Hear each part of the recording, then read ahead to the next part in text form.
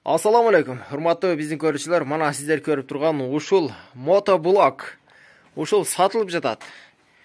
Караңыздар, ушуну айтышы боюнча ремен эмес, редуктор дейт экен. Ал эми бул жерге касилке да уласа болот дейт. Ашып, манаке 1 тонна жүктү көтөрөт экен ушул. Бул мынакей Карадөбө айылында бир дыйкандын үйүндө турат. Ал эми алуучулар болсо, экрандагы номерлерге кайрылсаңыздар болот. Албетте буну түшүнгөндөр өздөрү билесиздер.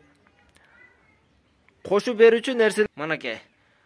Бул фреза дейт экен, жер айдоочу шайманы. Ал эми бул ошол жерге киргенде ылай жерлердин үстүндө айдай турган мынакей баллондор десек болот. Көрүп турасыздар. Ал эми эң кызык жери бунун баасыны 100 000 сом деп жатат. Эгер реально алуучу клиенттер болсо, бир аз түшүп дагы беребиз дейт.